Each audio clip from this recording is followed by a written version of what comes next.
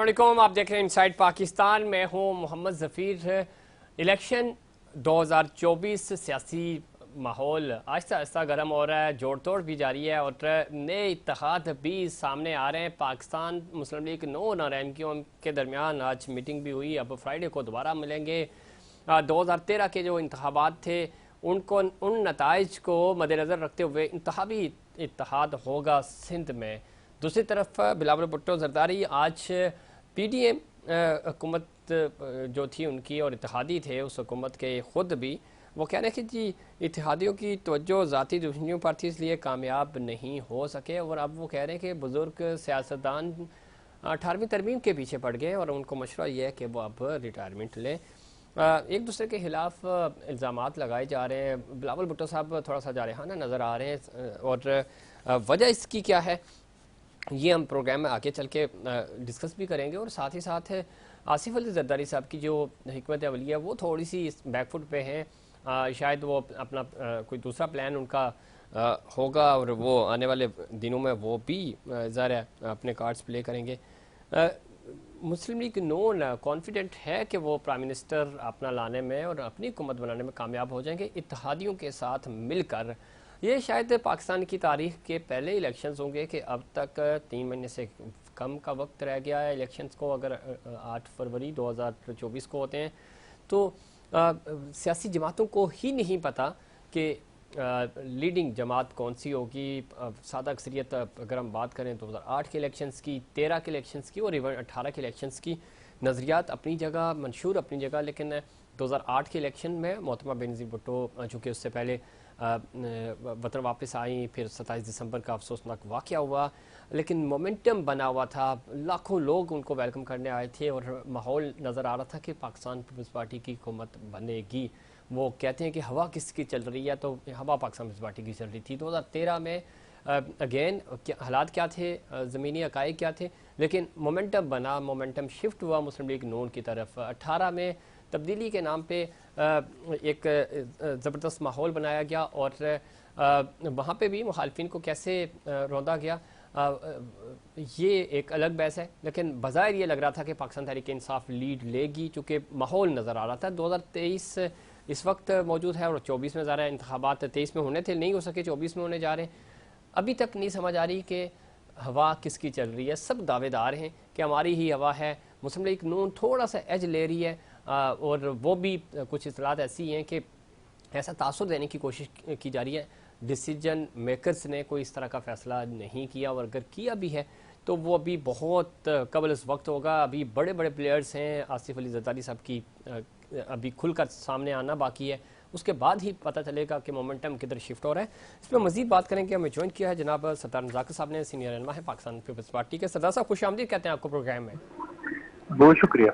सरदार साहब किस तरह देखते हैं, एक तो आज मैं गुफ्तगू का आगाज़ ही बिलावल भुट्टो साहब की स्टेटमेंट से करूँगा। उन्होंने कहा कि पुराने सियासतदानों से मुतालबा करता हूँ सियासत छोड़ दें, 18वीं तरमीम बड़ी मुश्किल से मिली थी, अब ये सीनियर सियासतदान जो हैं वो उस तरमीम के पीछे पड़ गए। देखिए सफीर, बात यह कि पाकिस्तान पीपल्स पार्टी के चेयरमैन बिलावल भुट्टो जरदारी का जिस तरह चित्राल में अपना जो वर्कर कन्वेंशन था जिसने जलसे की शक्ल इख्तियार कर ली थी, उसमें पाकिस्तान पीपल्स पार्टी के चेयरमैन ने बड़ा कम्प्रिहेंसिव एड्रेस किया और पाकिस्तान के जितने मसाइल हैं उसके ऊपर उन्होंने बात की। उन्होंने कहा कि माजी की जो पॉलिटिक्स है कि कहीं ना कहीं पे जो भी पॉलिटिकल पार्टी इक़्तिदार में आती रही हैं वो किसी ना किसी तरह किसी की पार्ट एंड पार्सल बन के किसी न किसी के कंधे पे चढ़ के, जिस तरह 2018 की मिसाल है, 2013 की मिसाल है, तो उन्होंने कहा कि ये जो इस तरह की रवायती सियासत है इससे निकलने की जरूरत है और पाकिस्तान के अंदर एक रोड मैप सेट करने की जरूरत है कि हमें किस तरह पाकिस्तान को आगे लेके जाना है। चेयरमैन साहब का ये ख्याल है कि पाकिस्तान की जो पॉलिटिकल पार्टीज हैं उनको मुल्क के लार्जर इंटरेस्ट के लिए एक दूसरे से इंतकाम लेने की जरूरत नहीं है, बल्कि एक दूसरे को फैसिलिटेट करने की जरूरत है और एक दूसरे को सपोर्ट करने की जरूरत है। जो भी इक़्तिदार में आए पाकिस्तान के अंदर उसके मैंडेट का एहतराम होना चाहिए, लेकिन जरूरत इस अमर की है कि पाकिस्तान के अंदर फ्री एंड फेयर इलेक्शन होना चाहिए। कराची से कश्मीर और कश्मीर से KP तक फ्री इलेक्शन होगा, फेयर इलेक्शन होगा जिसकी बुनियाद के ऊपर गवर्नमेंट बनेगी तो उस गवर्नमेंट के पास अपनी एक स्ट्रेंथ भी होगी और वो पूरी दुनिया की आंखों में आंखें डाल के बात कर सकेगी।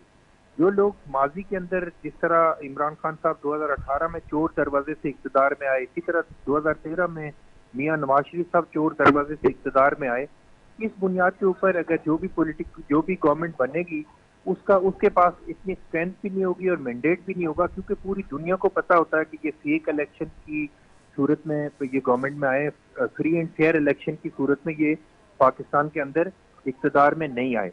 हमें रोड मैप सेट करने की जरूरत है और पाकिस्तान की जो पॉलिटिकल पार्टीज हैं बिलखुसूस उनको बैठ के एक SOP बनाने की जरूरत है कि हम किसी का पार्ट एंड पार्सल ना बने, बल्कि फ्री एंड फेयर इलेक्शन करवाएं और पाकिस्तान के अंदर उस शख्स को एक ट्रांजैक्शन पीरियड से गुजर के एक उस पॉलिटिकल पार्टी को गवर्नमेंट का जो सारी चीजें उसको दें। सरदार साहब, आप बातें बिल्कुल ठीक कह रहे हैं, आप सही बात कर रहे हैं। 2007 में हमने देखा मिसाक जमहूरियत उस वक्त हुआ, मोहतरमा हयात थी।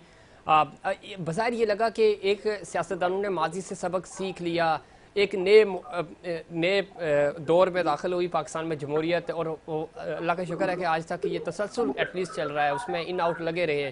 प्राइम मिनिस्टर कोई मुद्दत पूरी नहीं कर सका। क्या वजह है कि आज मोहतरमा तो शहीद हो गई और पाकिस्तान पार्टी की कुर्बानियाँ हैं, ज़ाहिर जान से बढ़कर कोई कुर्बानी नहीं हो सकती, उसके बावजूद भी आप तो स्टैंड ले रहे हैं, आपकी पार्टी स्टैंड ले रही है, मियाँ साहब बैकफुट पे हैं और सहारे ढूंढ रहे हैं।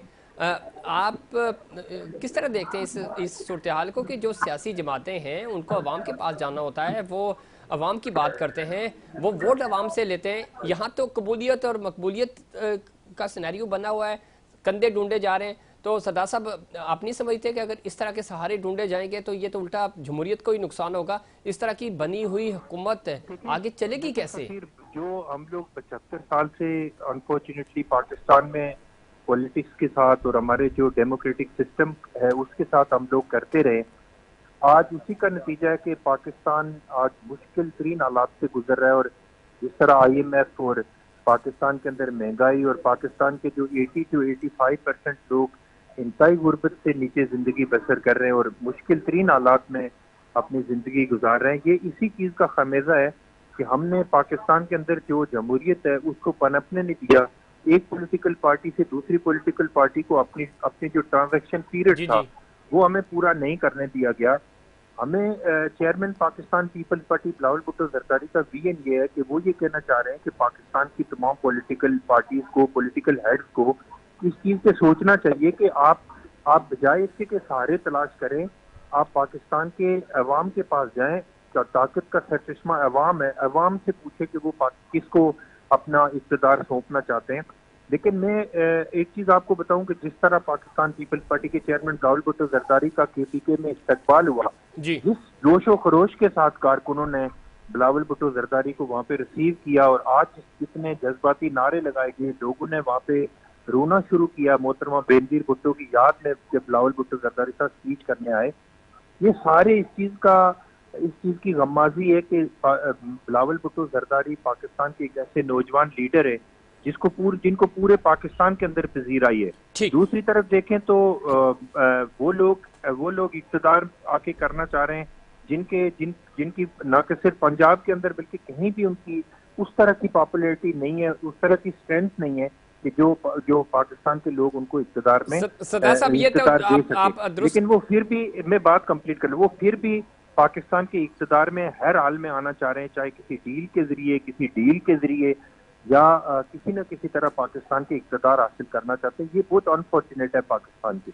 सरदार साहब, दुरुस्त कह रहे हैं आप। आगे बढ़ते हैं और आप समझते हैं कि एक तो इक़्तिदार इस तरह अगर मिल भी गया तो वो आगे चलेगा कैसे? दूसरा, जो मैंने अपने इंट्रो में भी कहा कि पाकिस्तान के ये पहले इलेक्शंस हैं, इससे पहले मैंने 2000, अगर हम ज़्यादा पीछे ना जाएं, 2007 से ही शुरू करें तो 2007 में उस वक्त मोमेंटम बन गया था, बज़ाहिर लग रहा था। और जिस तरह मोहतरमा बेनज़ीर भुट्टो का इस्तकबाल हुआ कराची एयरपोर्ट के ऊपर, लाखों लोग थे, मजमा नज़र आ रहा था, कराची शहर में जगह जगह इस्तकबालिया कैंप लगे हुए थे। 2013 में मोमेंटम नज़र आ रहा था कि माहौल जो है वो मुस्लिम लीग नून की तरफ है। 18 में तब्दीली का की हवा चल रही थी। 2024 का इलेक्शन आ रहा है, अभी तक मोमेंटम शिफ्ट नहीं हो सका, वाजे नहीं है। सिंध आपके पास है, पंजाब किसके पास होगा, केपी किधर होगा, नेशनल जमातें जो थी वो सुकड़ती जा रही हैं। आप नहीं समझते कि ये एक बड़ा एक अलार्मिंग सिचुएशन है तमाम पॉलिटिकल स्टेक होल्डर्स के लिए? सफीर, एक पाकिस्तान पीपल्स पार्टी को छोड़ के पाकिस्तान की कोई भी पॉलिटिकल पार्टी अवाम के अंदर नहीं जा रही। हमारे जो केपीके में हमारे जलसे हो रहे हैं, इसी तरह हमने सिंध में जलसे किए, फिर उसके बाद जनूबी पंजाब और बलूचिस्तान में हम 30 तारीख को एक हिस्टोरिकल एक जलसा करने जा रहे हैं कोयटा के अंदर।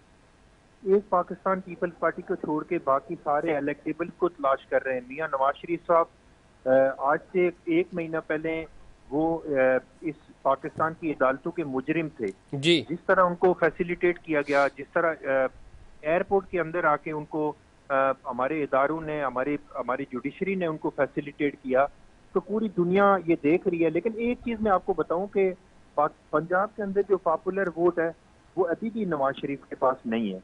उसमें अगर हॉनेस्टली अगर आप मुझसे पूछेंगे तो उसमें डिवाइड वोट होगा, उसमें तहरीक इंसाफ का भी होगा, पीपल्स पार्टी का वोट भी होगा, नून लीग का भी होगा। लेकिन अगर कोई ये समझता है कि इस सारी सिचुएशन के बावजूद एक ऐसे मुजरिम को जिसने जो पाकिस्तान की अदालतों से सजा याफ्ता है, वो सही है या गलत है ये एक अलग बहस है, लेकिन पाकिस्तान की अदालतों ने मियां नवाज शरीफ साहब को सजाएं दी थी। क्या होना तो ये चाहिए था कि उनको उसी तरह ट्रीट किया जाता। अगर शाह महमूद कुरैशी को हथकड़ियां लगा के पेश किया जाता है अदालतों के अंदर, तो मेरे ख्याल में मियां नवाज शरीफ साहब को भी पाकिस्तान की अदालतें या पाकिस्तान की सरदार साहब इसमें मैं ऐड ऑन करूंगा। ठीक कह रहे हैं, पंजाब में मुस्लिम लीग नून की पोजीशन, जो मीडिया रिपोर्ट्स आ रही हैं, जो सर्वे रिपोर्ट्स भी आ रही हैं, और इवन अगर इतनी स्ट्रांग पोजीशन होती, मियां साहब ने जलसा किया, उनका वेलकम था, जैसे भी थे लोग, चलो आगे, उसके बाद वो मीडिया को फेस नहीं कर पा रहे, वो कोयटा गए, वहाँ पे उन्होंने बात नहीं की, जलसे नहीं कर रहे, तो कुछ न कुछ उनको डर तो है कि अवामी सतह पे उस तरह की पजीराई नहीं मिली उनको। आप चेयरमैन साहब आपके जा रहे हैं, जलसे कर रहे हैं, पीटीआई वालों को तो जलसों की इजाज़त ही नहीं मिल रही, वरना स्ट्रेंथ उनके पास भी है। अवाम में जब हम जाते हैं, वैसे किसी जगह जाते हैं, पता चल जाता है। तो ये क्या वजह है कि अगर पंजाब आपके पास नहीं है तो आप तो वफाकी हुकूमत नहीं बना सकते, वफाक में हुकूमत नहीं बना सकते। राणा साहब ने दावा किया है कि 141 में से 125 सीटें हम जीत रहे हैं पंजाब में नेशनल की। देखिए, जितने सर्वे हुए, चाहे गैलप का सर्वे देख लें या लोकल जितने सर्वे हुए, उसके मुताबिक तो मुस्लिम लीग नून पूरे पाकिस्तान के अंदर कहीं भी नजर नहीं आ रही। अब वो कभी कराची में अपने सहारे ढूंढते हैं, कभी बलूचिस्तान में मियां नवाज शरीफ साहब धक्के खा रहे हैं, और वो मैं नहीं समझ रहा हूँ कि नवाज शरीफ साहब पाकिस्तान के अंदर कोई मैंडेट ले सकेंगे। सफीर, अगर 80% 70% भी फ्री एंड फेयर इलेक्शन होगा तो मैं आपको चैलेंज करके कह रहा हूँ कि पाकिस्तान पीपल्स पार्टी सिंध और बलूचिस्तान से पहले नंबर पे होगी। इसी तरह केपीके में इंशाल्लाह हमारी बहुत अच्छी सीट आएंगी। जनूबी पंजाब हम इंशाल्लाह क्लीन स्वीप करेंगे। सेंट्रल पंजाब की हमें बहुत सारी सीटें मिलेगी। अगर फ्री एंड फेयर इलेक्शन होगा तो इस सारी सिचुएशन में पीटीआई का वोट भी इंशाल्लाह पाकिस्तान पीपल्स पार्टी को पड़ेगा, क्योंकि लोगों को पता है कि पाकिस्तान पीपल्स पार्टी वाहिद पॉलिटिकल पार्टी है पाकिस्तान की जो अवाम के ऊपर बिलीव करती है, जो अवामी सियासत के ऊपर बिलीव करती है। ठीक कह रहे हैं, मैं पंजाब और उस पे तो नवाज शरीफ साहब का तो कहीं भी किसी भी सर्वे के अंदर कहीं भी नजर नहीं आ रहा। अगर उनको खाम में पकड़ के इक्तदार में बैठा दिया जाएगा तो पाकिस्तान के लोग कैसे तस्लीम करेंगे एक ऐसे शख्स को जो करप्ट भी है, जिसकी पाकिस्तान की अदालतों के अंदर सजा याफ्ता भी है, ऐसे लोगों को कैसे? ठीक है सरदार साहब, इसमें कोई शक नहीं, पंजाब और ये जो आप कह रहे हैं सिंध तो आपके पास है, इसमें कोई माने ना माने आज तक तो आपके पास ही है, कल कोई बड़ी डेवलपमेंट होती है तो वो अलग बात है। जो और बाकी जो केपी और ख़ासतौर पर जनूबी पंजाब में भी आपकी पोजीशन बेहतर है। अपर पंजाब की जब हम बात करते हैं, पोठवार डिवीज़न भी बेहतर है निस्बतन सेंट्रल पंजाब के। लेकिन जब हम इधर कराची में चूँकि डेवलपमेंट्स हो रही हैं, आज बड़ी मीटिंग्स हुई मुस्लिम लीग नून की, और ख़ासतौर पर MQM जो आपके बड़े पुराने इत्तेहादी भी रहे, हलीफ भी बनते रहे, हरीफ भी रहे, अब वो प्लान कर रहे हैं 2013 के जो इलेक्शंस हुए नताइज है उसके मुताबिक सीट एडजस्टमेंट होगी, उनको बुनियाद बनाकर। आप समझते हैं कोई थ्रेट है आपको कराची डिवीज़न, हैदराबाद डिवीज़न में ये दोनों जमातें मिलकर कोई अपसेट कर सकती हैं आपके खिलाफ? सफीर, पाकिस्तान पीपल्स पार्टी का जो वोटर है, कराची का जो वोटर है, वो पाकिस्तान पीपल्स पार्टी के साथ इंटैक्ट है जी। आज से कुछ अर्सा पहले आपके सामने बल्दियती इलेक्शन हुए और बल्दियती इलेक्शन में पाकिस्तान पीपल्स पार्टी ने कराची में सिंगल लार्जेस्ट पार्टी के तौर पे पाकिस्तान पीपल्स पार्टी सामने आई है। मैं ये समझता हूँ कि ये जो जो तंजीमें आज मुस्लिम लीग नून और एमक्यूएम की जो मीटिंग हुई है, उसके बाद वो जो लोग बात कर रहे थे, ऐसा लग रहा था कि वो पता नहीं उनको किसी ने यकीन दिलाया है। ये सारे लोग वो इकट्ठे हो रहे हैं जिनकी मेरे ख्याल में काउंसलर बनने की कैपेसिटी नहीं है। अच्छा, इसमें सरदार साहब एक चीज और ऐड कर दूं मैं, कि हैं से किसी को कोई यकीन नहीं है, ये सब तासुर कायम करने की कोशिश कर रहे हैं कि हमारे पता नहीं कहाँ कहाँ राब्ते हैं, उधर से अभी कोई फैसला नहीं हुआ। बताऊं ना, अच्छा निहाल हाशमी साहब मेरे लिए बहुत काबिल एहतराम है, पॉलिटिकल वर्कर हैं, हमारा उनसे ताल्लुक भी है। जब वो क्रिटिसाइज कर रहे थे तो मुझे ये भी ख्याल आ रहा था कि निहाल हाशमी तो कभी काउंसलर का इलेक्शन भी नहीं जीते तो मेरे ख्याल में इनकी कोई अपनी कैपेसिटी नहीं है। हाँ, मैं ये मानता हूँ कि कराची में जो एमक्यूएम का वोट है, जो एमक्यूएम का वोट है, वो जो जिस शख्स के पास है उसका नाम है अल्ताफ हुसैन। उसके अलावा ये सारी कठपुतलियां हैं, इनके पास कोई वोट नहीं है, सिवाय इसके कि ये अपनी तकरीरें और अपनी सियासत बचाने के लिए पाकिस्तान पीपल्स पार्टी ऊपर क्रिटिसिज्म कर रहे हैं। इसके अलावा इनके पास कुछ नहीं है। कराची के लोग इनको बिल्कुल वोट नहीं करेंगे और ये आपको देखना 9 तारीख को ये लोग अपना मुंह छुपाते फिरेंगे और कराची के लोग इनको ढूंढते फिरेंगे। बहुत शुक्रिया सरदार नज़ाकिर साहब, आपने प्रोग्राम में वक्त दिया। और कराची की जब आप बात करते हैं, कराची की सियासत की बात करते हैं, तो इसमें कुछ अपनी वोट किसके पास है, वोट कैसे पड़ता है, वोट क्यों नहीं पड़ा, और ये बड़े अहम सवाल हैं। और आने वाले दिनों में ये फैसला होगा कराची किसके साथ जा रहा है। लेकिन उससे भी ज़्यादा ज़रूरी है कि अभी तो सियासी टेम्परेचर उस तरह बना नहीं, माहौल इलेक्शन वाला बन नहीं पा रहा। ज़रूर पॉलिटिकल स्टेक होल्डर्स मीटिंग्स कर रहे हैं, लेकिन जो एक समा बनता है इलेक्शन का, वो शायद अभी कुछ मामला ज़िगज़ैग हैं। जल्द से जुलूस शुरू होंगे तो मोमेंटम शिफ्ट होगा इलेक्शंस की तरफ। इसमें मज़ीद बात करेंगे, पाकिस्तान मुस्लिम लीग नून का पॉइंट ऑफ व्यू भी शामिल करेंगे, और साथ ही साथ कोशिश होगी कि ओवरऑल मुल्क का सियासी मंजरनामा किस तरफ जा रहा है उस पर बात करें। लेकिन उससे पहले कमर्शियल ब्रेक।